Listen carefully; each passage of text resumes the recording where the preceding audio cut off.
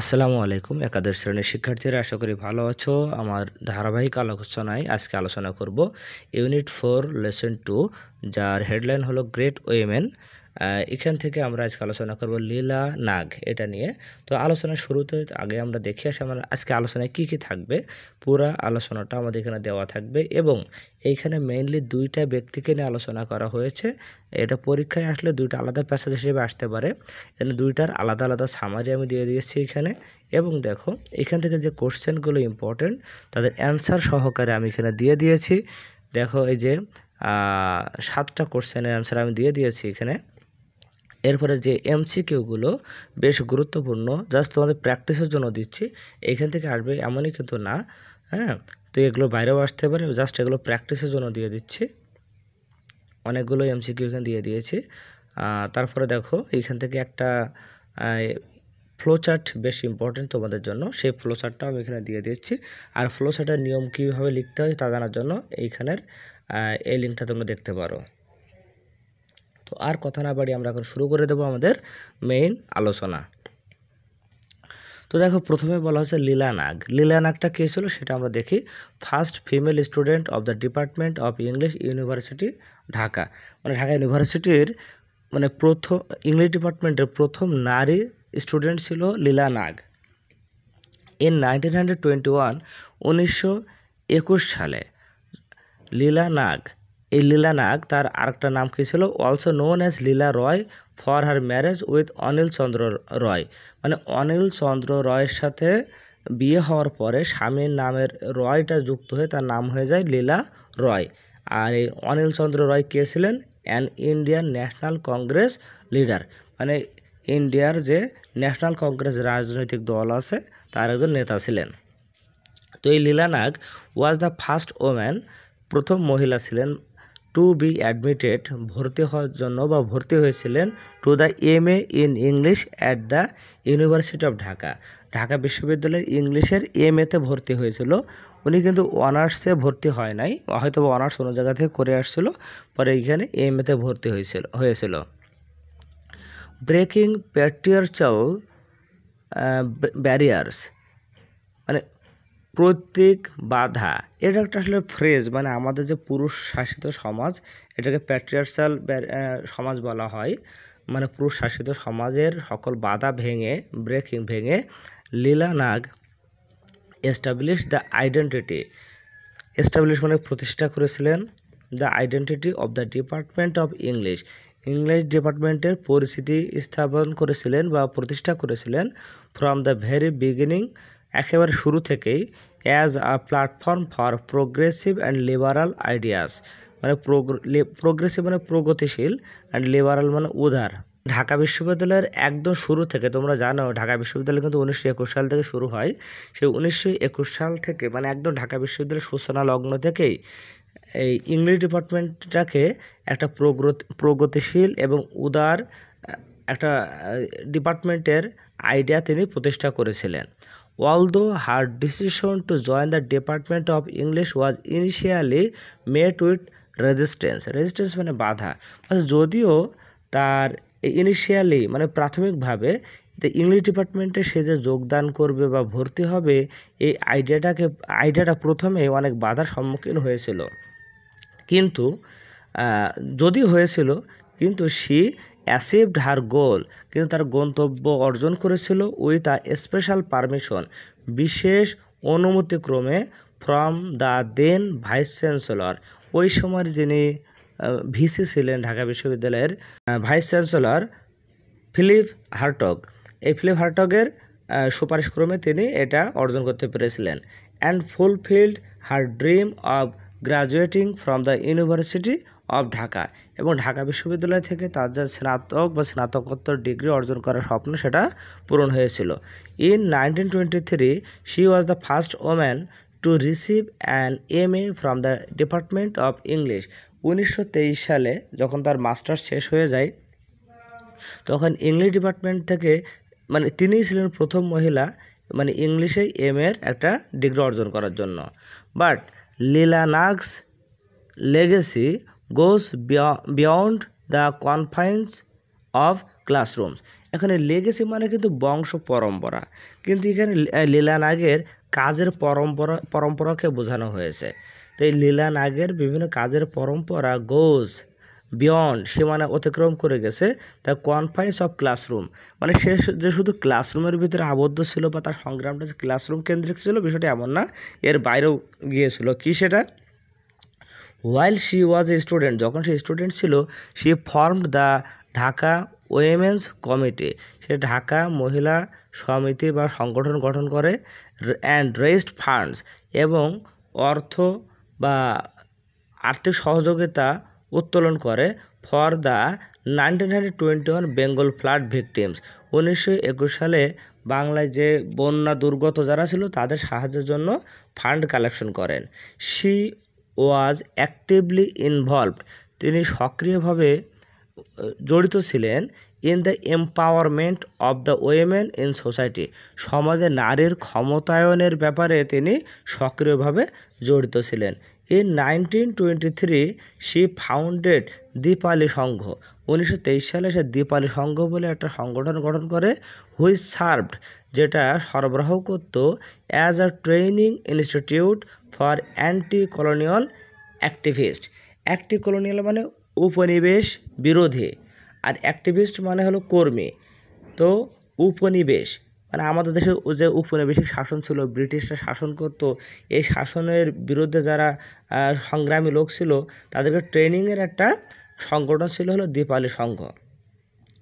Between 1927 and 28, মানে 1927 থেকে 1928 সালের মধ্যে she establish the first self defence institute, তিনি স্থাপন করেন ফার্স্ট সেলফ ডিফেন্স মানে আত্মরক্ষার ইনস্টিটিউট গঠন করেন ফর গার্লস ইন বেঙ্গল, মানে বাংলাদেশের নারীদের জন্য আত্মরক্ষার ইনস্টিটিউট সর্বপ্রথম তিনি স্থাপন করেন 1927 থেকে 1928 সালের মধ্যে।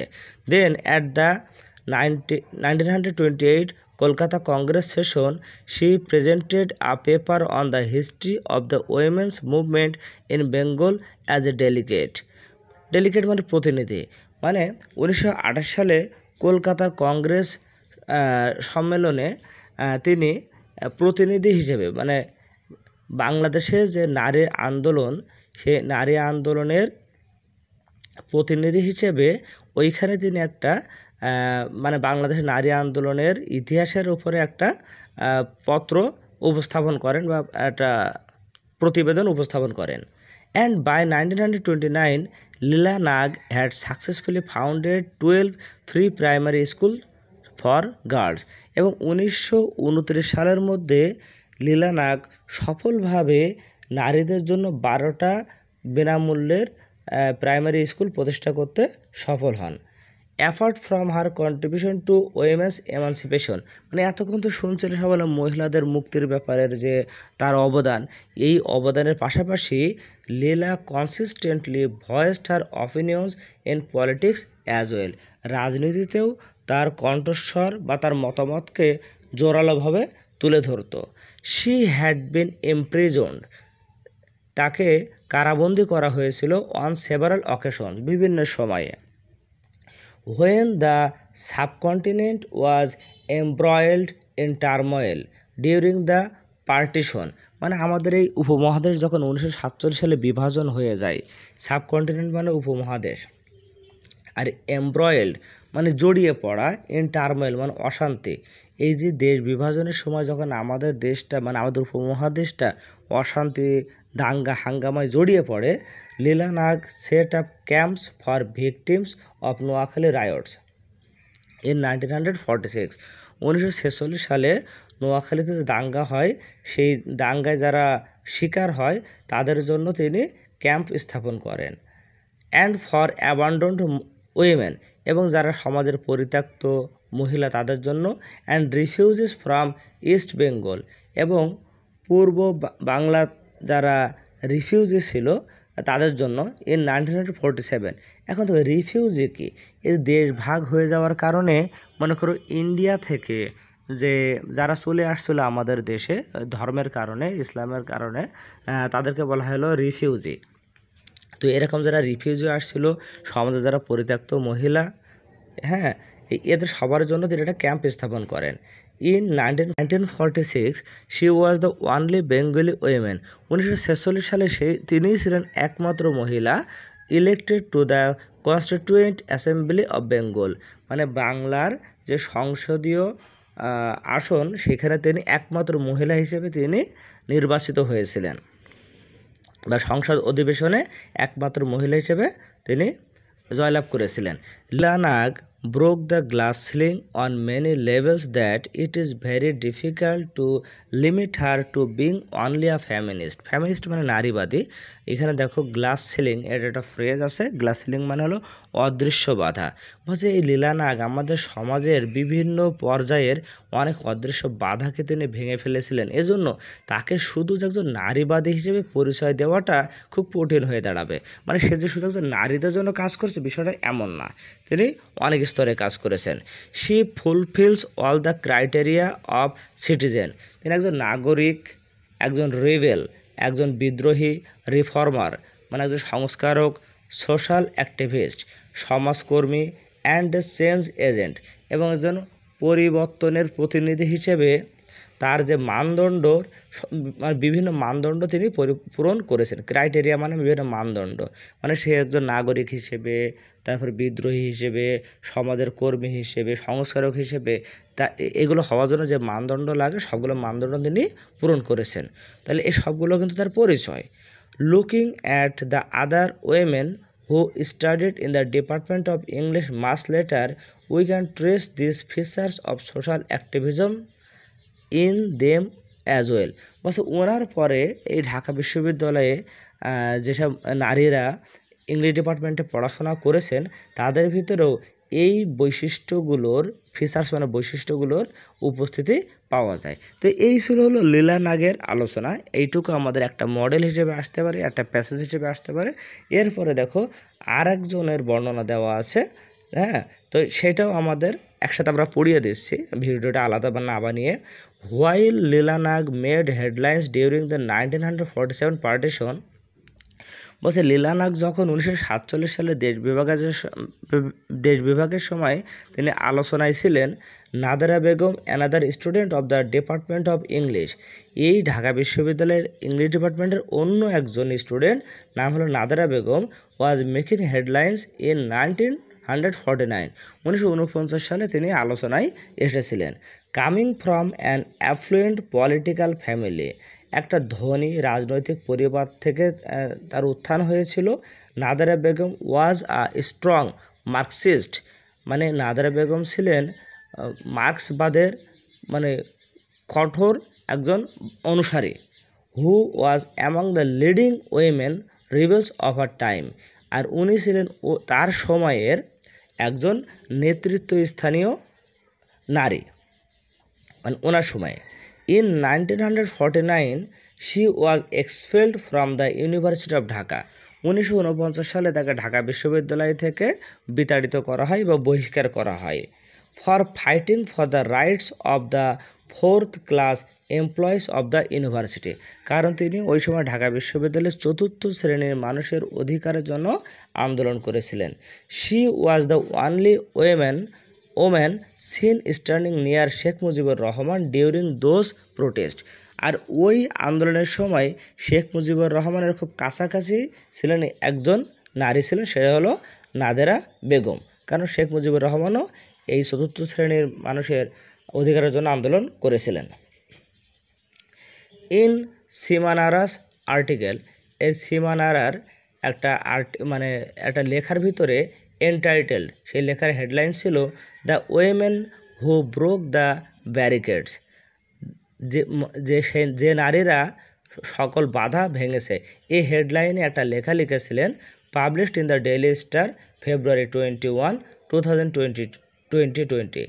মানে 2020 সালের ফেব্রুয়ারি 21 তারিখে ডেইলি স্টারে একটা নিবন্ধ লেখা হয়, তার হেডলাইন ছিল the women who broke the barricade. সেখানে সীমানারা তিনি লিখেছেন, কি লিখেছেন ওইখানে, names of Nadera Begum, Hamida Khatun, Nurjahan Murshid, Afsari Khanam, Ranu Mukherjee and Lily Haque also shine through in the history of the language movement, মানে ভাষা আন্দোলনের সময় ভাষা আন্দোলনের সাথে এই নামগুলো খুব উজ্জ্বল হয়ে আছে। মানে নারীরা, এই নারীগুলো কিন্তু ভাষা আন্দোলনের সাথে ওতপ্রোতভাবে জড়িত ছিল। Nadira Begum was a shining example of the multi generational feminism. Multi generational, generation মানে হলো প্রজন্ম, মানে আর মাল্টি মানে হলো বহু, মানে বহু প্রজন্মের নারীবাদের একজন উদাহরণ হলো আমাদের Nadira Begum. That was evident, আর এটা স্পষ্ট হয়েছিল among the women both students and teachers of the department of English. আর এটা এই ডিপার্টমেন্ট অফ ইংলিশ, ঢাকা বিশ্ববিদ্যালয় ইংলিশ বিভাগের টিচার এবং স্টুডেন্ট সবার ক্ষেত্রে এই কথাটা প্রযোজ্য, এবং এদের সবার ভিতরে উনি একজন স্পষ্ট ফ্যামিনিস্ট ছিলেন। দিস ইজ হোয়াই, এই কারণে ডিউরিং দ্য টুমুলটুয়াস 60s, মানে উত্তপ্ত বা উত্তেজনাকর 60-এর দশকে, soon after the language movement, ভাষা আন্দোলনের খুব মানে পরপরই, তোমরা জানো ভাষা আন্দোলন হয় 1952 সালে, তার খুব পরপরই 60-এর দশকে, we can find yet another women as a valiant fighter against oppression. আমরা মানে ভাষা আন্দোলনের পরে দেখলাম অন্য একজন মহিলা অ্যাজ এ ভ্যালিয়েন্ট মানে সাহসী, ফাইটার এগেনস্ট অপারেশন, মানে শোষণ নিপীড়নের বিরুদ্ধে অন্য একজন সাহসী নারীকে আমরা পেয়েছি, রাজিয়া খান আমিন। রাজিয়া, তার নাম হলো কি Razia Khan Amin, who joined as a faculty member of the department in 1962, যিনি এই ইংলিশ ডিপার্টমেন্টের একজন ফ্যাকাল্টি মেম্বার হিসেবে যোগদান করেন 1962 সালে। শোকেস মানে তুলে ধরা, ফুটিয়ে তোলা, মানুষকে দেখানো। হার অ্যাক্টিভিজম থ্রু হার রাইটিং, তার কর্মকাণ্ডগুলো তার লেখার মাধ্যমে মানুষের সামনে তুলে ধরেছেন। অ্যান্ড হার কালচারাল ইন্টারেস্ট, এবং তার সাংস্কৃতিক বিভিন্ন যে আগ্রহ ছিল সেগুলো তিনি তুলে ধরেছেন। She had completed her BA and MA in English from the department of English, university of Dhaka. এই রাজিয়া খান আমিন ঢাকা বিশ্ববিদ্যালয়ের ইংলিশ ডিপার্টমেন্ট থেকে BA এবং MA মানে অনার্স এবং মাস্টার্স দুইটাই কমপ্লিট করেছিলেন। And proceeded to do her MA in English, এবং তার ইংলিশে পুনরায় MA করার জন্য তিনি অগ্রসর হয়েছিলেন from the University of Birmingham on a scholarship from the British council থেকে স্কলারশিপ পেয়ে বার্মিংহাম বিশ্ববিদ্যালয় থেকে আবার ইংলিশে অনার্স করার জন্য তিনি অগ্রসর হয়েছিলেন। শি ওয়াজ সিমুলটেনিয়াসলি, মানে তিনি ছিলেন একই সাথে, তার কী কী পরিচয় ছিল দেখো, অ্যান এডুকেশনিস্ট, শিক্ষাবিদ, আর থিয়েটার অ্যাক্টর মানে একজন থিয়েটারের অভিনেতা, জার্নালিস্ট সাংবাদিক, কলামিস্ট, পোয়েট কবি, অ্যান্ড এ সেলিব্রেটেড রাইটার, এবং একজন জননন্দিত লেখিকা ছিলেন। Among the prestigious awards she received, তিনি যে সম্মানজনক পুরস্কারগুলো পেয়েছিলেন তার ভিতরে এই যে নামগুলো দেওয়া আছে, এগুলো নাম আমি আর বলছি না, আমরা শেষ করি। আমিন এক্সপোসেস, এই রাজিয়া আমিন তিনি তুলে ধরেছেন দ্য ব্রুটালিটি, বর্বরতা অব দ্য 1971 লিবারেশন ওয়ার, 1971 সালে যে স্বাধীনতা বা মুক্তিযুদ্ধ হয়েছিল তার বর্বরতা তুলে ধরেছিল। কিভাবে? থ্রু স্টার্ক ইমেজেস, মানে সম্পূর্ণ ডাহা ছবির মাধ্যমে। ইন হার পোয়েমস, মানে কবিতার ভিতরে শব্দের মাধ্যমে বিভিন্ন এই বর্বরতার ছবি তিনি তুলে ধরেছেন। In her poem Argus under anaesthesia she writes, তিনি তার কবিতা লিখেছে, a mother frenzied by the roar of mortars. Mortar হলো একটা বিস্ফোরক বোমা টাইপের, এই বলছে একজন মাদার মানে একজন মা এই মর্টারের শব্দে মানে পাগলের মতো হয়ে যাচ্ছে, প্রচণ্ড ভয় পেয়ে গেছে। থ্রটেলড মানে হলো গলা চেপে ধরা। হার হুইনিং ইনফ্যান্ট, হুইনিং মানে হলো ঘ্যান ঘ্যান করে কান্না করা, আর ইনফ্যান্ট মানে হলো নবজাতক শিশু, মানে ওই মায়ের কোলে যে নবজাতক শিশু যে ঘ্যান ঘ্যান করে কান্নাকাটি করছে তার টুটিটা চেপে ধরছে, গলা চেপে ধরছে। কেন? It's life for the life of millions, for the life of millions মানে আরও লক্ষ লক্ষ মানুষের জীবন বাঁচানোর জন্য নিজের সন্তানের গলাটা চিপে ধরছে। ইন ইয়েট অ্যানাদার পোয়েম, অন্য একটা কবিতায় গড ইন দ্য গবলেট, এই কবিতার ভিতরে আ মেলানকলিক টোন অ্যাড্রেসেস, মানে একটা দুঃখ ভারাক্রান্ত কণ্ঠ মানে সুরে তিনি তুলে ধরেছেন অল দ্য মার্টার্স, সকল শহীদ অ্যান্ড দ্য ইন্টেলেকচুয়ালস, এবং যারা বুদ্ধিজীবী who were mercilessly killed in 1971। তার মানে এই কবিতার ভিতরে তিনি সকল শহীদ এবং বুদ্ধিজীবীদেরকে হৃদয় বিদারক ঘটনা সুরের মাধ্যমে তিনি তুলে ধরেছেন, যাদেরকে 1971 সালে নির্দয়ভাবে হত্যা করা হয়েছিল। রেফারেন্সেস টু মুনির, আর এই কবিতার ভিতরে মুনির চৌধুরীর কথা ছিল। মুনির চৌধুরীকে দ্য প্লেরাইট পায়োনিয়ার, যিনি ছিলেন নাট্যকার। হায়দার দ্য ট্যাগর স্কলার, হায়দার তিনি ছিলেন হলো একজন পণ্ডিত।